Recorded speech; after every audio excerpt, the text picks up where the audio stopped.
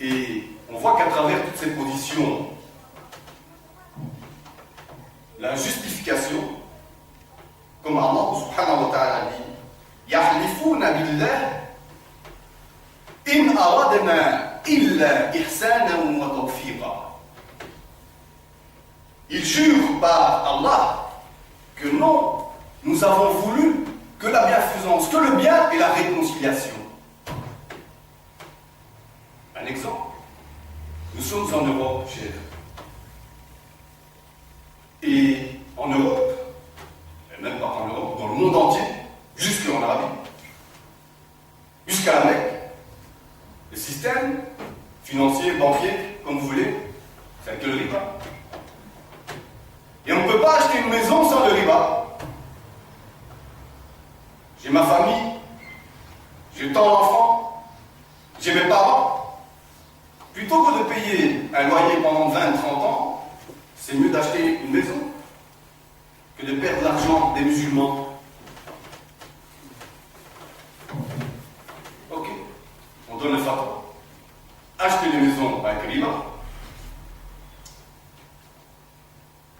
avec les conditions que vous ne tirez pas le profit, vous ne en faites pas un commerce. Donc vous ne louez pas, vous payez et puis c'est fini. Ce n'est que pour vous et votre famille. D'accord, cher. Et qu'est-ce qu'on a vu? Toujours des débordements. Vraiment, le sifat de Bani Israël avec leur prophète. Plutôt que de dire aux musulmans, achetez votre maison avec le riba, bien entendu, ils vont exagérer, ils vont sortir des nids, faire du commerce, louer les appartements, puis acheter une deuxième maison, troisième maison, puis la grosse voiture, et voilà, l'engrenage. On s'est fait prendre la main dans le piège, ou plutôt complètement dans les filets du diable. Plutôt que d'appeler à ça, réfléchissez-vous comment sortir ces musulmans de cet état-là. Plutôt les obliger à faire le riba. Allah subhanahu wa ta'ala et son messager sallallahu alayhi wa sallam a déclaré la guerre. Tu pourras dire ce que tu veux, c'est noir sur blanc dans le Coran. Yahlifun billah in aradna illa ihsana wa tawfiqa.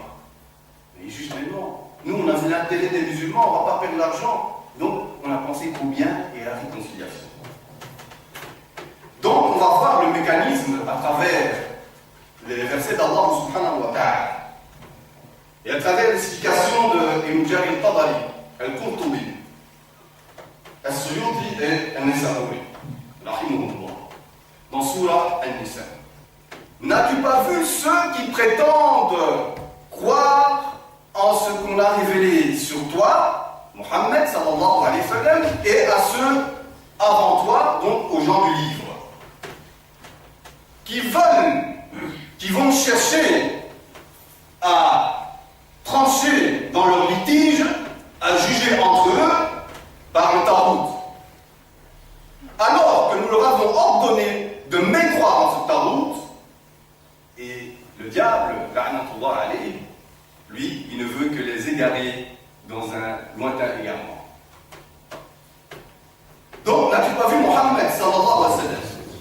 Et sache que ceux qui prétendent croire en ce qu'on a révélé à toi, Coran, et avant toi, Torah, et l'Injil, donc ces hypocrites,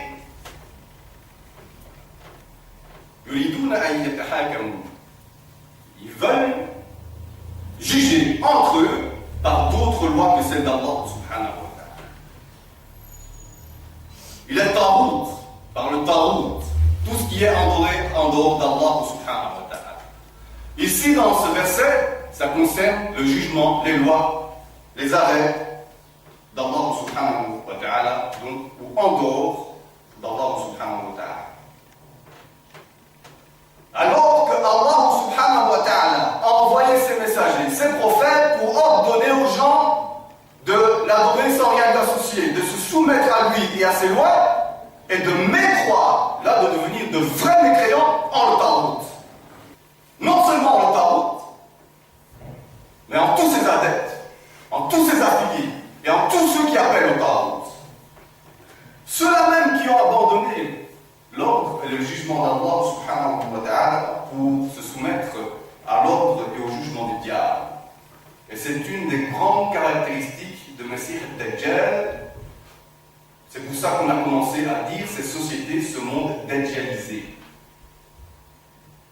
De faire croire que nous sommes libres de penser, la liberté, soi-disant à outrance, mais pour pousser les gens à croire en ce talent, délaisser tout ce qui concerne la religion, qui plus est, surtout, le livre d'Allah et le sunna du prophète sallallahu alayhi wa sallam. يريد الشيطان أن يضلهم ضلالا بعيدا.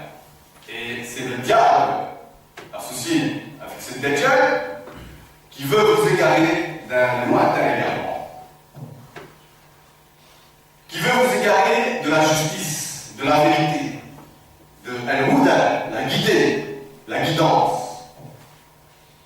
Et le fait de pousser, d'appeler les gens à ce tarout, c'est ce qui va amener la tyrannie, l'injustice, l'oppression.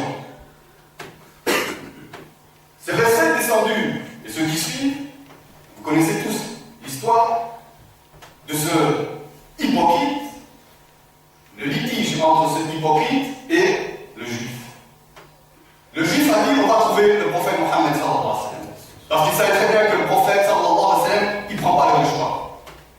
Juste et tranche avec la vérité d'Allah subhanahu wa ta'ala. L'hypocrite, ça ne lui a pas plu. Il a dit non, on va trouver Ka'b, qui était un des chefs des juifs, donc un des savants. Parce qu'il savait que les juifs et les gens du livre prenaient le choix, qui pouvaient les corrompre, les pots de vin, donner des pots de vin pour changer le jugement en ta faveur. Le juif a insisté, il a dit d'abord, ils sont allés auprès du prophète sallallahu alayhi wa sallam. Prophète, voilà notre affaire. Le prophète sallallahu alayhi wa sallam a tranché en faveur des juifs. C'est pas parce que l'autre il est musulman, l'autre il est juif, ou l'autre il est blanc ou il est noir. Non, avec la justice, la vérité. Il a donné, donc il a jugé en faveur des juifs.